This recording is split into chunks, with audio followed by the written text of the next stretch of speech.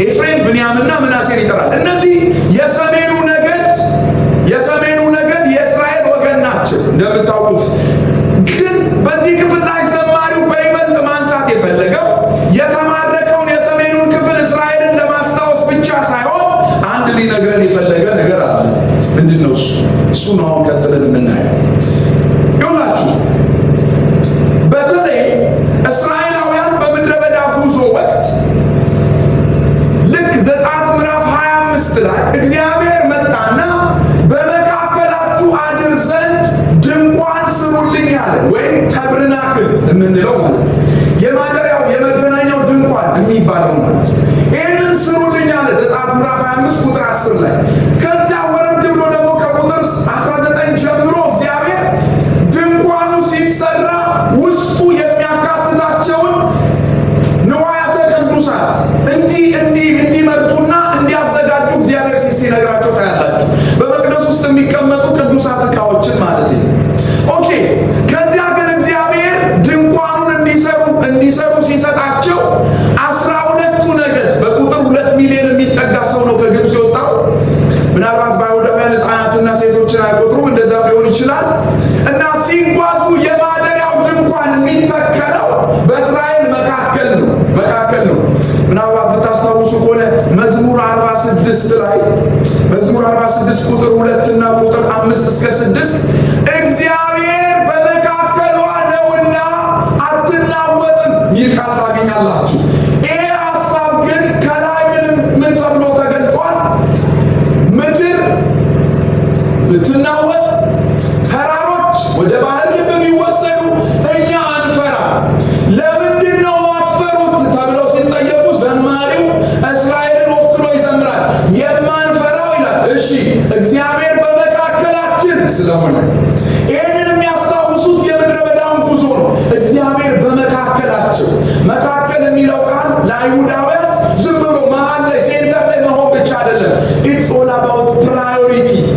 በሕይወታቸው ውስጥ የእግዚአብሔር የማደሪያ ድንኳን የነሱ መካከለኛ ነው። ቅድሚያ የሚሰጡት ጉዳይ ነው። በሁለት ነገር ላሳያችሁ። የመጀመሪያው አሰፋፈራቸው ማለት ድንኳኑን እየተከሉ ምድረ በዳ ላይ እየነቀሉ ነው የሚጓዙት። እንደምታውቁት የሌዊ ልጆች ቀዓት፣ ሜራሪና ጌርሶን የተባሉ 3ቱ ልጆች አሮንና ሙሴ፣ እነዚህ የንዋያተ ቅዱሳትንና የማደሪያውን ድንኳን ተሸክመው ልክ የሆነ ያህል ይሄዳሉ። ሸኪና ደመና ክብርና የእሳት አምዱ ይመራቸዋል። ሲቆም ደመና ይቆማሉ። ድንኳን ተክለው እዛው ይሆናሉ። ልክ ደመናው ሲንቀሳቀስ ድንኳን ነቅለው ይሄዳሉ። ሁሌም የማደሪያውን ድንኳን የሚተክሉት ሴንተር ላይ ነው። በማን 12ቱ ነገድ ይከቡታል በአራት ማዕዘን። በደንብ ስሙ። የመጀመሪያው በሰሜን በኩል ላይ አሴርና ንፍታሌም ናቸው የሚሆኑት በሰሜን። ከዛ ይህንን የሚመራው ዳን ነው። ዳን የነዚህ መሪ ይሆናል። ግን አሴርና ንፍታሌም አብረዋሉ በሰሜን። እንደገና በደቡብ ደግሞ ስምዖንና ጋድ አሉ። እነኚህን የሚመራው ደግሞ ሮቤል ነው። ከዛ በስተ ምስራቅ በኩል ደግሞ ይሁዳ አለ፣ መሪ ነው። ከዛ ቀጥሎ ከሱ ጋር ዛብሎንና ይሳኮር አሉ። በስተ ምዕራብ ደግሞ ያሉትን የሚመራው ኤፍሬም ነው። ከዛ ምናሴና ቢንያም አብረውታሉ። በደንብ ስሙ። ዘማሪው አሁን እያነሳ ያለው ምናሴን፣ ብንያምንና ዮሴፍን ነው የሚያነሳው። የሰሜን እስራኤልን ለማመልከት ብቻ አይደለም። እነዚህ ሰዎች ከማደሪያው ድንኳን ጀርባ ናቸው። በደንብ ስሙ። የድንኳኑ ቅርጽና የድንኳኑ ዲዛይን በእግዚአብሔር ነው የተሰራው። እንደምታውቁት ዘጸአት 25:40 ላይ እንደዚህ የሚል ቃል ታገኛላችሁ።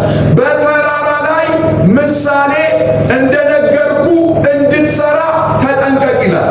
ሙሴ የሚሰራውን ድንኳን እግዚአብሔር ተራራ ላይ አሳይቶታል። የትኛውን?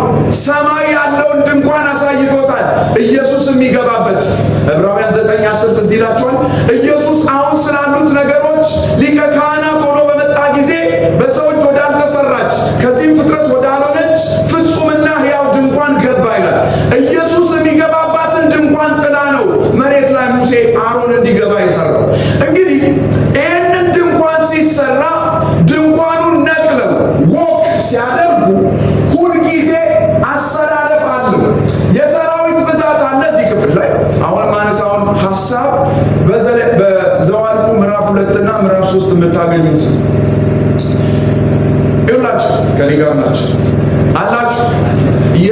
ነው። ሲሆናችሁ ሙቭ ሲያደርጉ ሲንቀሳቀሱ ሁል ጊዜ ድል ያለው በሰልፍ ርዝመት ሳይሆን በሰልፍ ስርዓት ውስጥ ነው። ምን ማለት ነው? እየሄዱ እያለ አሞራውያን፣ ኢያቡሳውያን፣ ሚዳማውያን ወዘተ የሚባሉ ጠላቶቻቸውን ድል የሚነሱት በረጅም ሰልፍ ሳይሆን በሰልፉ ስርዓት ነው። ሰልፉን የሰጠው እግዚአብሔር ነው። እንዲሰለፉ ሲያደርግ ግን መጀመሪያ ይሁዳ፣ ከዛ ቀጥሎ ኤፍሬም፣ ከዛ ቀጥሎ ሮቤል፣ ከዛ ቀጥሎ ዳን፣ ከዛ ቀጥሎ ኤፍሬም። ኤፍሬም ከድንኳኑ የኋለኛ ክፍል ላይ ያሉ በስተጀርባ የማደሪያው ድንኳንና የገነት መግቢያ ተመሳሳይ ነው። ይላችሁ ዘፍጥረት ምዕራፍ 3 ላይ እግዚአብሔር አዳምን ከገነት ያስወጣው በስተምስራቅ ነው አይደል? ማቴዎስ 24 እንደሚነግረን ኢየሱስ ተመልሶ የሚመጣው በምስራቅ ነው። የማደሪያ ድንኳኑን በሩ ያለው በምስራቅ ነው። ባይገርማችሁ የማደሪያው ድንኳን መግቢያ በር ላይ ያለው ደግሞ ይሁዳ ነው።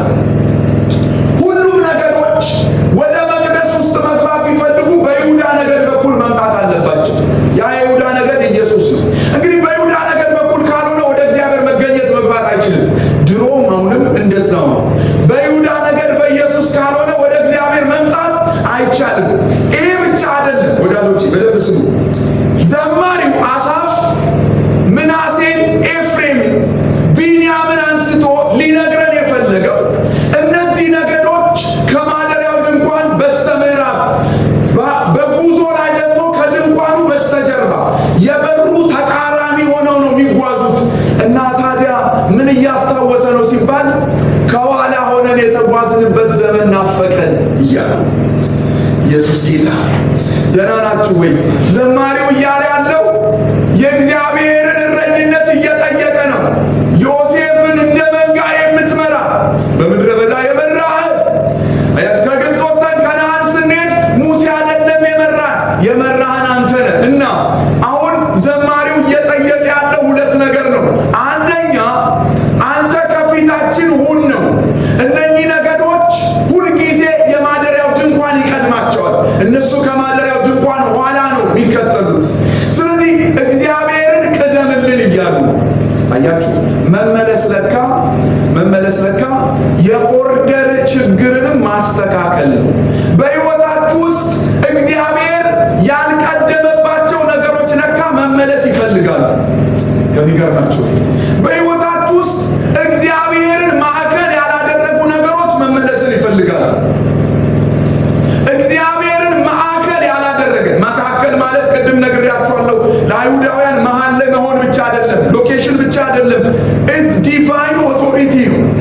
እግዚአብሔር በእነሱ ላይ ፊተኛ፣ እግዚአብሔር በእነሱ ላይ ቀዳሚ፣ በሕይወታቸው በእያንዳንዱ ነገር ላይ እግዚአብሔር የሚላቸውን ለማድረግ የእግዚአብሔር ዱካ ተከታይ፣ የእግዚአብሔር ፍቃድ ተከታይ የኖሩበትን ዘመን እያስታወሰ አያችሁ። በሕይወታችሁ ውስጥ ስለ መመለስ ስንነጋገር ይሄንን እንድታስቡ እፈልጋለሁ። ዘማሪው ከቁጥር 1 እስከ 3 የሚያነሳው ይሄንን ነው። ሕይወታችን ውስጥ እግዚአብሔርን ያላስቀደመ አካሄዳችን ምን አለ? አያችሁ፣ እያስታወሰ ነው የምድረ በዳውን ጉዞ። አንተ ከፊት ሆነ የተከተልንበት ዘመን ናፈቀን። ያ እረኛችን የነበርክበትን ጊዜ ዘማሪው በትዝታ እየዘመረ ግን አሁናዊ መፍትሄ ነው እየጸለየ ያለው እየናፈቀ ያለው መልሰን ይላል። ግን እንዲህ ነበር አንተ መካከላችን ላይ ሆነ። እሺ ልክ ያው መዝሙር 46 እንደነገርኳችሁ እግዚአብሔር በመካከሏ ነውና አትናወጥም። ለካ ወዳጆቼ ወይ ምድር እየተናወጠች ተራሮች ወደ ባህር ልብ እየሄዱ እስራኤል ግን ተረጋግቶ ይኖራል። አያችሁ፣ ፕሬዘንስ ነውጥ እንዳይኖር አይደለም ያደርጋችሁ። ፕሬዘንስ በቃ ራይቸስ እንድትሆኑ እንድትታመኑ ነው የሚያደርጋችሁ እግዚአብሔር በመካከል። ለካ በሕይወታችን ውስጥ አንዳንድ ነገሮች የተገደቡት ዙሪያችን ኮንፈርት ስለሆነ አይደለም፣ ፕሬዘንሱን ያረጋጋል። ዙሪያችን ላይ አሁን ትናንት እንዳነሳ ነው በጣም ልባችንን የሚያደክም ፖለቲካው፣ ኢኮኖሚ፣ ማህበራዊ ጉዳይ፣ የትምህርት ስርዓቱ ብዙ ነገር እያለ ልባችን ሰከን ብሎ እንዲኖር የሚያደርገን መገኘቱ ለካ ፕሬዘንሱ ነው። ይህንን ነው እስራኤል የተቀማው። አሁን ፕሬዘንሱ በመካከላቸው የለም፣ ተግዘው በግዞት ነው ያሉት። ዘማሪው ግን ያስታውሳል። ሁለተኛ ነገር ልንገራችሁ።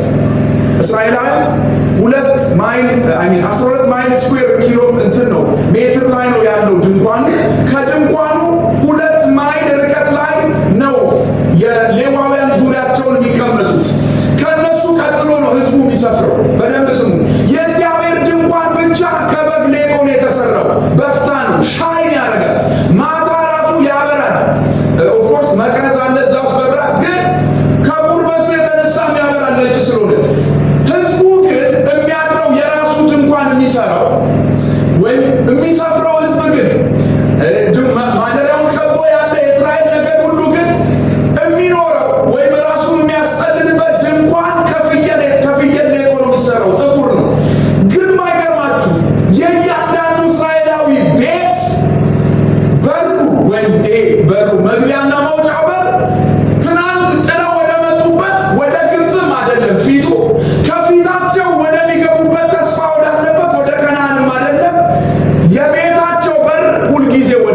ሲነሱ ሁልጊዜ ወደ ማደሪያው ነው በራቸው የሚሰሩት።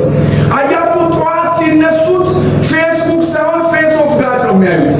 ሁልጊዜ ከመኝታ ሲነሱ የበራቸውን መጋረጃ ወይም መቃን መዝጊያ ሲከፍቱ የእግዚአብሔርን ማደሪያ ነው የሚያዩት። ቀና ሲሉ የሚያዩት ይሄን ነው የለመዱት። ይሄንን ህይወት ነው የእግዚአብሔርን ፊት እያዩ መኖር ነው የለመዱት። ዛሬ ግን የለም። መልሰን እያሉ ያሉት ይሄንን ነው። ምን እያለ እንደሆነ ታውቃላችሁ? በኪሩብ መካከል የምትቀመጥ አማርኛው በኪሩቤል ላይ ይለዋል። ላይ እንግሊዘኛው ቢትዊን ዘ ኪሩብ ነው የሚለው። በኪሩቤል መካከል ይሄ ማለት ቅድም እንደነገርኳችሁ ዘጸአት 25 ላይ እግዚአብሔር ቅድስተ ቅዱሳን ውስጥ የሚቀመጡ ነዋያ ቅዱሳትን ሲሰጠው ታቦት ነው ስራ ያለው። ታቦት ውስጥ የሚቀመጥ ብቸኛ ዕቃ ነው። ቅድስተ ቅዱሳን ውስጥ የሚቀመጥ ብቸኛ ዕቃ ነው ታቦት። ታቦቱ ላይ ደግሞ ሁለት ኪሩብ ይቀርጻል ከወርቅ የተሰራ። በእነዚህ በኪሩብ መካከል የስርየት መክደኛ የሚባል አለ ከስር። እዚህ ስፍራ ላይ ነው እግዚአብሔር ሙሴን አናግራለሁ ያለው። ዘማሪው በኪሩብ መካከል ወይ በኪሩቤል ለአማርኛው የምትቀመጥ ሲል የሆነ ኪሩቤል የሚባል መልአክ ላይ የሚቀመጥ ማለቱ አይደለም። ፕሬዘንስ ነው እያወራ ያለ። ለምህረት እግዚአብሔር በኪሩብ መካከል ነው የሚወርደው። እግዚአብሔር የሕዝቡን ኃጢአት ይቅር የሚያስብለው ሊቀ ካህኑ የነሐስ መሠዊያ ላይ በግ ወይም ጥጃ አርዶ ደሙን ይዞ ወደ ቅድስተ ቅዱሳን ገብቶ ያንን ደም የሚረጨው በኪሩብ መካከል ነው ወይም የስርየት መክደኛ ላይ። ዘማሪው እያለ ያለው እዛ ቦታ ላይ ተገለጠ፣ ምህረት አድርግልን እያለ ደህናችሁ። ክብር ለጌታ። ስለዚህ ከዚህ ተነስተን ንስሐን እንደዚህ ብለን መተርጎም አንችልም። ንስሐ የሚጀምረው በሰው ጥረት ሳይሆን እግዚአብሔር መሐሪ እንደሆነ በማመንና በመቀበል። ንስሐ የእግዚአብሔር ምህረትን በማስታወስ ነው የሚጀምረው። ያ ማለት እግዚአብሔር መሐሪ እንደሆነ፣ እግዚአብሔር የሚጠብቅ እንደሆነ፣ እግዚአብሔር እረኛ እንደሆነ በማስታወስ ነው። ዘማሪው ከቁጥር 1 እስከ 3 የሚያነሳው ይህንን ነው። ይግባኝ የሚለው ያንን ነው። ጉዞውን ያነሳል። መካከላቸው የነበረውን ያነሳል። ኪሩብ መካከል ተገንጦ ኃጢአታቸውን ይቅር ያለበትን ሌዋውያን እየገቡ ኃጢአታችሁ ይቅር ተብሏል ብለው ደጅ ላይ ምህረት አግኝተው ሲፈነጥዙ ያንን ጊዜ ያስታውሳል። አሁን ግን እኮ ምህረት አላገኘንም፣ ተግዘን ያለ ነው። ምህረት መልሰን እያለ እየዘመረ ያለው ለዚህ። ክብር ለጌታ። አሜን። በጣም የሚገርመኝ ወዳጆች ፓራዶክስ የሚመስል ነገር እናያለን። እግዚአብሔር የእስራኤል እረኛ ነው፣ ግን ህዝቡ ደግሞ ተበትኗል እና የሚጋጭ ይመስላል። እግዚአብሔር እረኛ ከሆነ ለምንድን ነው ህዝቡ አሁን ተበትኖ በአሦራውያን በምርኮ ያለው ሲባል፣ ወዳጆች መለኮታዊ እንክብካቤ ተግሳጽን አያጠፋም፣ ወይም መለኮታዊ እንክብካቤ ተግሳጽን አያስወግድም። ማለት እግዚአብሔር እረኛ ነው ማለት እንደፈለጋችሁ ስትሆኑ እንደሚፋንን በግ ይመልሳል ማለት አይደለም። እግዚአብሔር ከእቅፉ ወይም ከሱ ፕሬዘንስ ለመውጣት የምንጠቀመው የውሳኔ የምርጫ ህይወታችን አፌክት ሊያደርገው ይችላል። እግዚአብሔር ሊተወን ይችላል ለፈቃዳችን። እግዚአብሔር ሊተወን ይችላል ለምርጫችን። ስለዚህ መለኮታዊ ተግሳጽ ነው ማለት ነው። እግዚአብሔር እየገሰጻቸው እግዚአብሔር ለፈቃዳችን አሳልፎ ቢሰጠን አንዳንድ ጊዜ በኃጢአታችን ምክንያት በህይወታችን ውስጥ ከባድ ፈተናዎችን ብናሳልፍም እነዚያ ፈተናዎች እግዚአብሔር ጭራሽ ትቶን ባይሆንም እየገሰጸን እንደሆነ ልናስታውስ ይገባል። ስለዚህ እግዚአብሔር እረኛ ነው ማለት እግዚአብሔር ምርኩዝ ብቻ ሳይሆን በትርም አለው። የእግዚአብሔር እረኝነት ምርኩዝ ብቻ አይደለም። ምርኩዝ እንደምታውቁት የወደቀን በግ ወይም ደግሞ የወደቀን በእረኛ እጅ ያለ የቤት እንስሳን ለማንሳት የሚጠቀም ነው። በትር ደግሞ ልክ የሚያስገባ ነው፣ መንገድ የሚያሳይ ነው፣ የሚጠቁም ነው። ስለዚህ እስራኤል የእግዚአብሔርን ምርኩዝነት ብቻ ነው ያወቀችው ሲወድቁ ብዙ ጊዜ ሲያነሳ። አሁን ግን እግዚአብሔር ትምህርት እየሰጣቸው ነው። የእግዚአብሔር በትር የእግዚአብሔር ተግሳጽ እየተቀበሉ እንደሆነ ከክፍሉ እናያለን። ስለዚህ አንዳንድ ጊዜ መመለስን ስናስብ እግዚአብሔር እየገሰጸን ባለበት ሁኔታ ውስጥ የእረኝነቱንም ባህሪ እንድናነሳ ያስፈልጋል ማለት ነው። ክብር ለኢየሱስ ይሁን። አሜን። ስለዚህ አንድ በተለይ ከቁጥር 4 እስከ 7 ያለውን ከማየታችን በፊት ንስሐ ወዳጆቼ ንስሐ ከኃጢአት መመለስ ብቻ አይደለም። ራሳችንን ከእግዚአብሔር የመጀመሪያ መገኘት ጋራ ወይም አመራር ጋራ ወይም ህብረት ጋራ እንደገና ማቆራኘት ነው። ስለዚህ ንስሐ ማለት ከተሳሳታችሁበት መንገድ መምጣት ብቻ አይደለም፣ ወይም ከተሳሳተ አስተሳሰባችሁ መመለስ ብቻ አይደለም። ወደ መጀመሪያው የእግዚአብሔር ህብረትና ግንኙነት መምጣት አለባችሁ።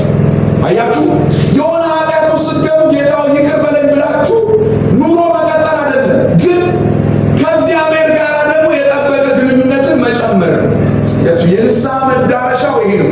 የእነዚህ ሰዎች የመመለስ ጩኸት ወይም የንስሐ ጩኸት ያንን ነው።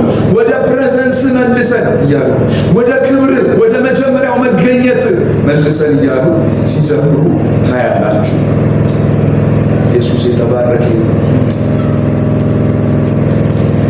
እና ወዳጆች ዘማሪው ነፃ ስለመውጣት እየጸለየ አይደለም። ንስሐ ለካ ከሚሰማችሁ ጸጸት ተፈልቅቆ ስለመውጣት ብቻ አይደለም። ንስሐ ከሚሰማችሁ ቁጭት ወይም ነፍሳችሁን ከሚገርፍ እግዚአብሔርን በበደለው ጉዳይ ከሚመጣብን ቁጭትና ጸጸት የመላቀቅ ብቻ አይደለም። ንስሐ ወዳጆች ከእግዚአብሔር ጋር የመታረቅና ህብረታችንን ከእግዚአብሔር ጋር ወደ ነበረ ወደ መውቃ ግንኙነት የማምጣት ነው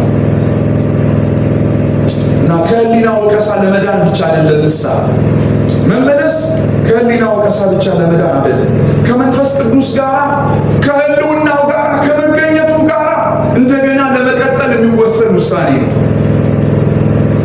ከህልውናው ጋር እንደገና ለመቆየት የሚወሰን ውሳኔ ነው ንስሐ። ወዳጆቼ ከእግዚአብሔር የራቀ ህይወት እናንተ ስኖራችሁ ይሆን? ዘማሪው እንደሚለው ሚናፍቃችሁ ነገር አለ ዛሬ? ትናንት ከጌታ ጋር የነበራችሁ ጥፍጥና ያለው የህይወት ስርዓት የምታውቁ፣ ዛሬ ግን ከእጃችሁ ያፈተለቁ ነገሮች አሉ። ዛሬ እንደ ትናንቱ ናችሁ። ምናልባት ጨምራችሁ ካልሆነ በቀር ፈቀቅ ያላችሁበት ነገር አለ። ስለዚህ ዛሬ ከምን መመለስ እንዳለብን እያሰብን ነው ማለት ነው ትምህርታችንን የምንገፋው። ከምን መመለስ አለብን? ቅድም ብያችኋለሁ። መመለስ የሐሳብ ዓለምንም ይጨምራል። አንዳንድ የምናስባቸው ሐሳቦች ከእግዚአብሔር ሩቅ የሄዱ ናቸው። ሩቅ አንዳንድ ድርጊቶቻችን ከእግዚአብሔር ሩቅ። ይህ ብቻ አይደለም። አንዳንድ እሴቶቻችን፣ እሴት ማለት ቫሊዎቻችን፣ ይሄ የኔ ማይነካ ፓርት ነው የምንላቸው ራሳችንን የምናስከብርበት ይሄ የኔ አይደንቲቲ ነው ማንም እንዳይነካው ብላችሁ የምታሰብሩት ቀይ መስመር በዶርም ሜቶቻችሁ በክላስ ሜቶቻችሁ ይሄ የኔ አቋም ነው በቃ አይመቸኝም ምንለው አንዳንድ አመለካከቶች ራሱ ንስሐ ይፈልጋሉ። ሮንግ የሆኑ አቲቲዩዶች አሉ። ይሄ ብቻ አይደለም። አንዳንድ ልምምዶቻችን፣ አንዳንድ ተግባሮቻችን እና መመለስ ከምን መመለስ እንዳለብን የገዛ ነፍሳችንን እያዋየን እንቆይ። እዚህ ጉዳይ ላይ መቆየት አለ እና ዘማሪው እየናፈቀው ይሄ እኔ አሁን እንደዚህ አጣፍጬ እንደማወራው አይደለም። እያለቀሰ የዘመረው ይመስለኛል። ብዙ ወረቀት እንደዚህ ጨምድዶ ጥሎ ይሁን እንደ አንድ ከያሲ ወይም ደራሲ እና በቃ ገጸ ባህሪያትን ማዋሃድ ጨንቆት እየተቀለለ እንደሚጥል እንደ አንድ ገጣሚ ዘማሪው እንባ እየፈሰሰ ወረቀቱን አበስብሶበት ምናልባት በሰነዱ ብራና ጨንቆት ይሆን የእስራኤል ሁኔታ እያሰበ ግን የትናንት እንደ ትዝታ ያለ መጥፎ ነገር የለም። ትዝታ መቅኔ ውስጥ ይገባል፣ አጥንት ውስጥ ይገባል። አካላዊ ትዝታ እንኳን ታሪካዊ ትዝታ እንኳን ይሄ መንፈሳዊ ትዝታ ነው። ህልውና ተቀምጠዋል። ዛሬ የእግዚአብሔርን ፕሬዘንስ ተቀምጠዋል። የእግዚአብሔርን አመራር ተቀምጠዋል። ድሮ የሚያውቁት እግዚአብሔር የሆነ ነገር አድርጉ ሲላቸው የሚያደርግ ህዝብ ነው። ዛሬ ግን እግዚአብሔር የሚላቸውን ነገር እንኳን ለመስማት ሩቅ ሆነዋል።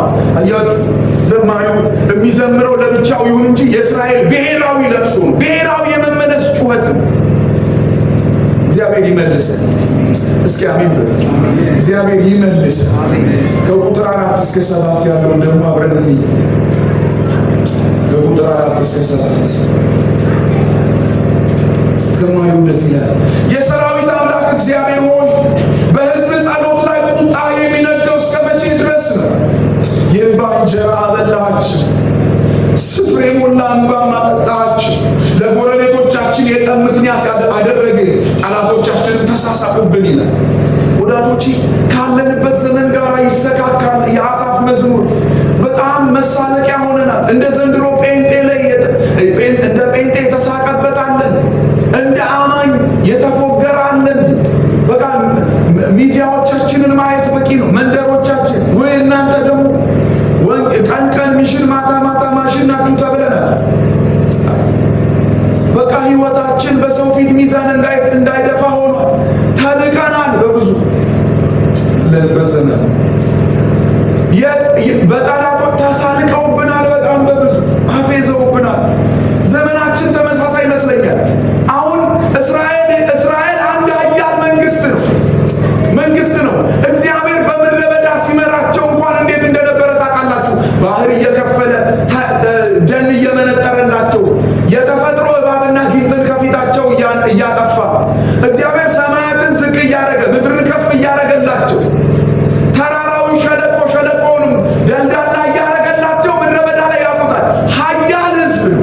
ባይገርማችሁ ዛሬ ግን ጠላቶቻቸው የሚስቁባቸው ወይ እነዚህ የሆነ ጊዜ እግዚአብሔር ከግብፅ ያወጣቸው የሆነ ኃያልን የሚሉት ዛሬ በጣም መሳለቂያ ሆነዋል። በጣም በሚያሳዝን ሁኔታ ውስጥ ነው ያሉት። ባይገርማችሁ በዚህ ውስጥ ሆኖ ግን ዘማሪው አሁንም ምድረ በዳ ነው የሚያስታውሰው። እናንተ ለካ መንፈሳዊ ትዝታ ጥሩ ነው። አንዳንዴ ጊዜ ውሰዱ። ለመመለስን ስታስቡ ሶሊቲዩድ የሆነ ጊዜ ወይም ኪፕ ኳይት የሆነ ሳይለንስ ውስጥ ሆናችሁ ትዝ ይበላችሁ። አንዳንድ መመለስ ያለው ቁጭ ብሎ ከማሰብ ነው ወዳጆቼ።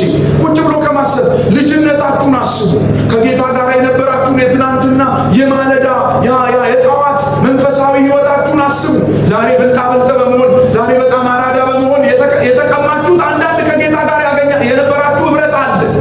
እሱን አስታውሱ። እሱን የማስታወሻ ጊዜ ውሰዱ። ዘማሪው በትዝታ ነው አሁንም ንስሐ እየገባ ያለው። ህዝቡን በብሔራዊ ንስሐ ውስጥ ጥሪ የሚያደርገው ምን አይነት ትዝታ! ይመልሳቸዋል እንደገና ወደኋላ። ቅድም እንዳልኳችሁ መቅደሱን፣ ድንኳኑን፣ ከዛ በታቦቱ ላይ እግዚአብሔር ሲገለጥ ያለውን ያንን ያስታውሳል። አሁንስ ሲባል አሁን የእስራኤልን የምድረ በዳ የእግዚአብሔርን መግቦት ያስታውሳል። በደንብ ስሙ። እንደዚህ አይነት ዘማሪው ቁጥር 5 የእንባ እንጀራ አበላቸው ይላል። ይሄ ሪኦልቲክ የሚባል የአጣጣፍ ዘይቤ ነው የሚጠቀመው ዘማሪው። ግጥሙን የጻፈው በዚህ የአጣጣፍ ዘይቤ ነው። የእንባ እንጀራ አበላቸው የሚለው ሊትራሊ የእንባ እንጀራ በልተው አይደለም፣ ግን ዘማሪው ትናንትናቸውን ያስታውሳል። የመላእክት እንጀራ በልተዋል። መዝሙር 78 አንብቡ። በምድረ በዳ መና መገብካቸው። መና የሚለው የዕብራይስጥ ቃል ነው። ምንድን ነው ማለት ነው? ባይዜ መና የምግብ ስብ አይደለም፣ ጥያቄ ነው። ከዛ ይህንን ግን እግዚአብሔር አብራርቷቸዋል በዳዊት መዝሙር 78 ላይ የመላእክት እንጀራ አበላሃቸው ሚል ቃል ታገኛላችሁ። ስለዚህ እስራኤልን በምድረ በዳ እኮ የመላእክት እንጀራ የበላንን ዛሬ ግን እንባ ምግባችን ሆኗል እያለ ነው ዘማሪው። አያችሁ፣ መመለስን ሲዘምር መመለስን ጥሪ ሲያደርግ ንስሐን ጥሪ ሲያደርግ ዘማሪው ከእግዚአብሔር ጋር የነበራቸውን ሮማንቲክ ታይም እያስታወሰ ነው። እኔ በትዝታ ከወሰድኳችሁ ትጠፉብኛላችሁ እንጂ